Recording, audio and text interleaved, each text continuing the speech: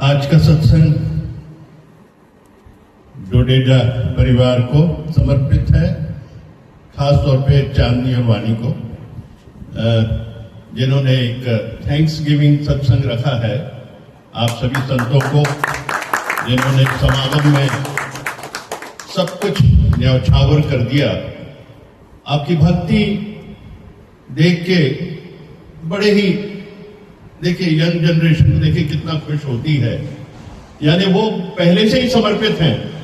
तो उनको ये देख के आनंद आया कि देखो आज भी ये जितने हैं योगी हैं पूर्ण रूपेण समर्पित हैं। भगवान के जाने के बाद भी आज वही लय से सब चल रहे हैं। ये बड़ी खूबसूरती है, ये आपकी खूबसूरती है, इन संतों की खूबसूरती है। इनका सबसे पहले हम शुक्रिया अदा करते हैं कि इन्होंने सत्संग के लिए इस संगत को चाहा है। इस जगह पे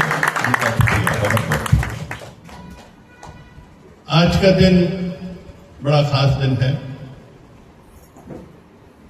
साईं भगवान जुलाई 16 को ब्रह्मलीन हुए और हम सभी 16 तारीख जो हर महीने की है पूर्ण रूपेण समर्पित होकर इसको सेलिब्रेट करते हैं और साईं भगवान को हाजिर नाजिर करते हैं।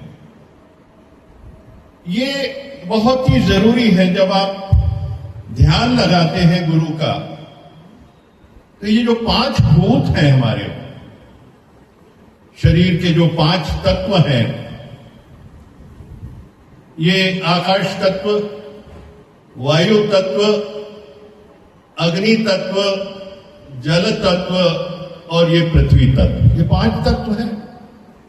क्योंकि ये 5 तत्व पूरे प्रकृति से आए बने हैं, कहीं से आए नहीं हैं, और ये यहीं रह जाते हैं। ये 5 तत्व यहीं रह जाते हैं, कहीं कोई नहीं जाता है यहां से, हमेशा से। ये मिट्टी हमेशा से मौजूद है, ये मिट्टी है और ये मिट्टी हमेशा से मौजूद है। तो हम कैसे कह सकते हमारे साईं भगवान चले गए, ब्रह्मलीन हो गए? ब्रह्मलीन हो गए, पर व्हेन यू इमेजिन, आप उनको उनका दिमाग में लेके आएंगे, वो फिर प्रकट हो जाते हैं। 5 तत्व इकट्ठे हुए, इमेजिन किया, वो हमारे सामने पहुंच जाते हैं। तो कहां गए? यही है, बिल्कुल यही है, हमेशा से यही है। बस आपका भाव होना चाहिए, क्योंकि भाव जब तक समर्पण का नहीं, श्रद्धा का नहीं, और जब तक श्रद्धा और समर्पण है, हर चीज आपके सामने है, हर चीज यहां मौजूद है, कोई दूर नहीं है। तो पूर्ण तल्लीनता से गुरु का ध्यान करें, क्योंकि दीक्षा, देखिए दीक्षा 4 प्रकार से होती है। एक, गुरु की नजर पड़ जाए तो दीक्षा हो जाती है, उनका आशीर्वाद मिल जाता है। एक, गुरु का सिर में हाथ रख दें तो वो दीक्षा हो जाती है। एक, गुरु की हम जब वाणी सुन लेते हैं, वाणी सुनते हैं तो दीक्षा हो जाती है। और इसी तरीके से गुरु का जब हम ध्यान करते हैं, आंखें बंद करके गुरु को हाजिर नाजिर करते हैं, तो गुरु की दीक्षा मिल जाती है। 4 प्रकार है। तो देखिए दीक्षा उनकी मिलती है, उनकी हमेशा से रहमत बरसती रहती है, उनकी कृपा आ रही है, कृपा बरस रही है। इस कृपा को लेने वाला होना चाहिए। तेरी रहमतों में कमी नहीं,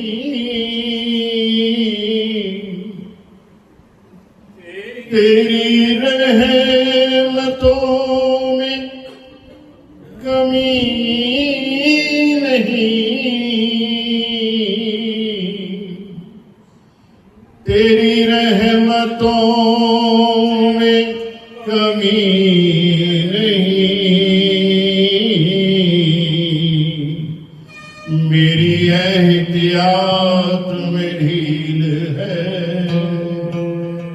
मेरी एहतियात में ढील है, मेरी एहतियात में ढील है। मेरे साथ रब जलील है, मेरे साथ रब जलील साथ रब जलील है, न सबूत है न दलील है, न सबूत है न दलील है। एक फिर और है इसका, मुझे कौन तुझसे अलग करे,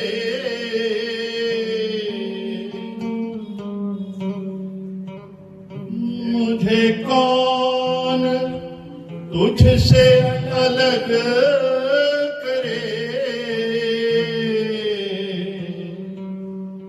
मुझे कौन तुझसे अलग करे,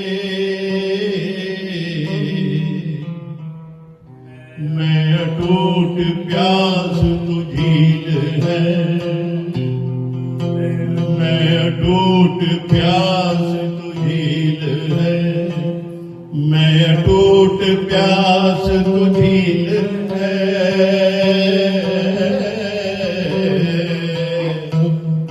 मेरे साथ रब जलील है, मेरे साथ रब जलील है, मेरे साथ रब जलील है। मेरा परमात्मा हमेशा से मेरे साथ है, वो है, मौजूद है। साईं भगवान हमेशा से हैं और हमेशा रहेंगे, ये मान के चलिए, अब हमेशा मान के चलिए।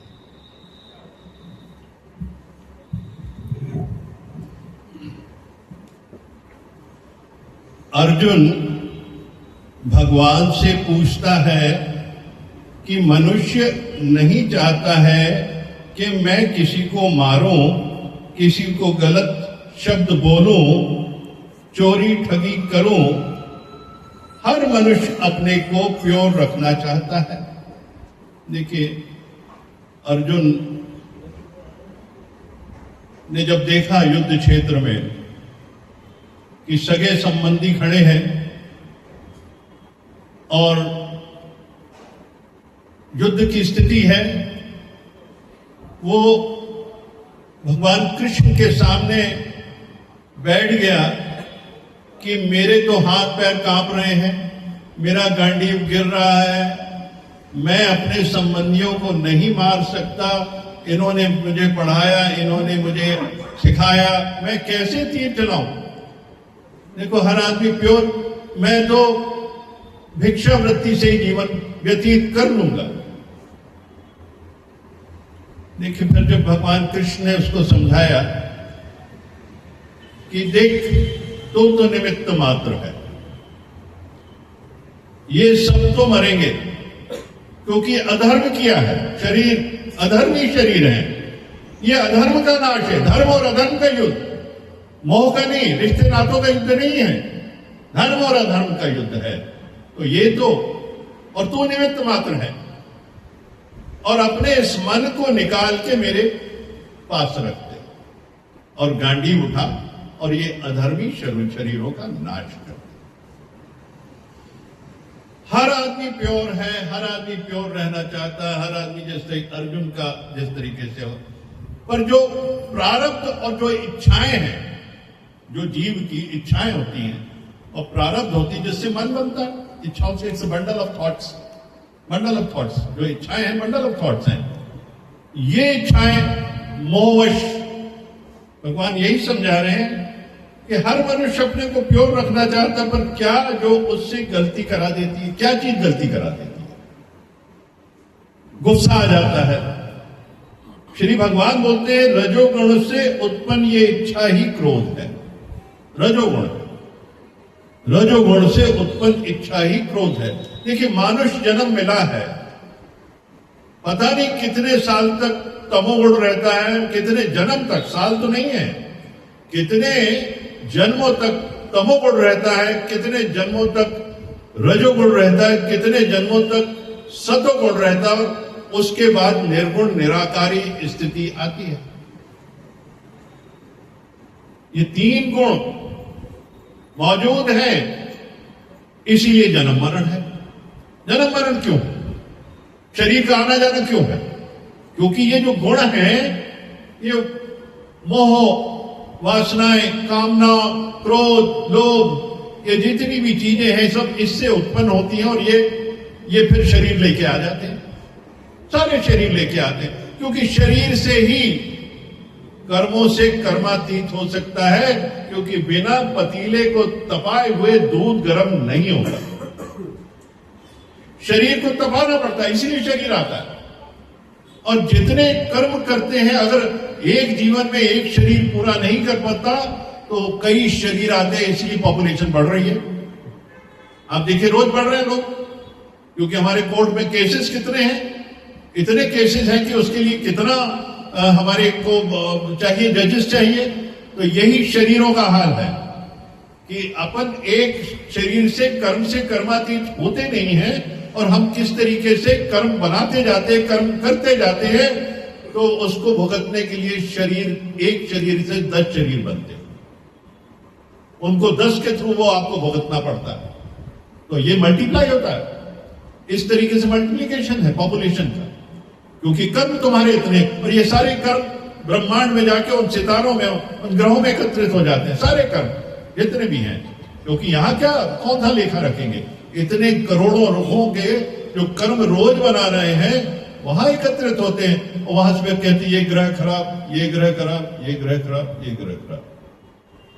हमने खुद किया, हमने खुद बनाया, खुद कर। इसलिए पहले कर्म समझो, रजोगुण किस तरीके से मेरे को चाहिए, सब कुछ मेरे को चाहिए, सब मेरा है, और देते समय हाथ बंध जाता है। तू लाया क्या, ले क्या जाएगा, तेरा है क्या? क्यों रुकते हाथ? क्योंकि रजोगुण हावी हो जाते हैं, तो मेरा। जो हाथ खुले रहते हैं वहां आनंद रहता है, मौज रहती है, वरना कहीं ना कहीं वो तंग करती है चीजें, रजोगुण की चीजें तंग करती हैं, माया तंग करती है। तो निष्कामता जितनी होगी जीवन में, आनंद उतना ही बढ़ेगा। निष्काम भक्ति, निष्काम सेवा, निष्काम कर्म, यानी किसी भी एक्सपेक्टेशंस के बिना काम होना चाहिए। जैसे संत जी बताते हैं, निशा में किया हुआ काम, ऐसी को कहते हैं निष्काम काम। निशा, अंधेरे में इस हाथ से इस हाथ का पता नहीं चलता, तो आप जब देते हैं तो ऐसे ही होना चाहिए कि इस हाथ से दिया पता नहीं चले, इसीलिए इसको कहते हैं निष्काम। निष्कामता तात्पर्य क्या है, इसको समझे हम, और भूल जाए, याद ही नहीं रखना कि कभी कुछ किया ऐसा, वो तभी निष्कामता है। देखिए, निष्काम जीवन जो है वो मुक्ति का द्वार। एक जीव जो मुक्त, हम सोचते रहते हैं हमें फिर जन्म हुआ, फिर हमारी ये जो जितनी भी हमारे विकार खड़े हो गए, विकारों से जनित जो कर्म करते जाते हैं, फिर शरीर का आना जाना तय हो जाता। हम अगला वो करते जाते हैं अपना जीवन, जैसा काम करते हैं, जिस तरीके के कर्म करते हैं। इसलिए कर्म, कल भी वाणी चली कि कर्म पे ध्यान करो।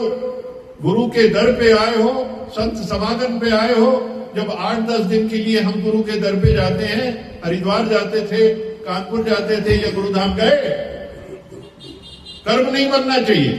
क्योंकि जब कलेक्टिव एनर्जीज होती हैं, वहां जब पॉजिटिव एनर्जीज होती हैं, वहां हम जो चीज सीखते हैं, समझते हैं, गुरु के वचनों पे आते हैं और उस तरफ ध्यान लगा के चलते हैं, वो हमारे ऊपर छाप बनती जाती है। फिर हमारा जीवन ऐसा ही चलता जाता है, और कहीं ऐसी परिस्थिति आती है तो वो पल याद आ जाता हो, इतने लोगों की एनर्जी उसको आपको खींचती वापस कि कहां जा रहे हो, किस और तेरी मंजिल किस और जा रहा है।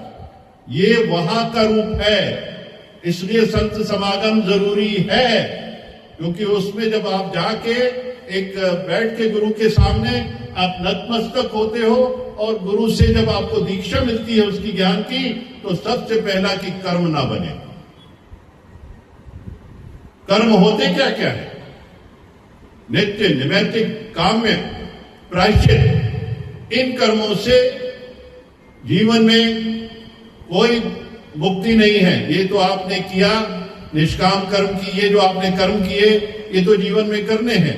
और एक ये करने वाले कर्म हैं, और जो ना करने वाले कर्म हैं, क्योंकि विकारों से जनित होते हैं, काम, क्रोध, लोभ, मोह, वासना कामना से जो जो कर्म होते हैं वो ना करने योग्य गीता में लिखा है। गीता में ये ज्ञान दिया गया है कि ये ना करने योग्य है। इसलिए देखो, पहले तो विकार समझो कि कौन कौन सा विकार मेरे अंदर है। अपने आप के ऊपर सीसीटीवी लगाओ, कैमरे फिट करो और उसको समझो कि कौन कौन से हैं। फिर उससे आप गुरु के दर पे जब आए हो तो इसकी सफाई करो, डिटॉक्स करो, अपने आप को डिटॉक्स करो यहां बैठ के, वाणी सुन के, उनके वचन सुन के, क्योंकि ये आपके भाव है जो यहां से वाणी आ रही है।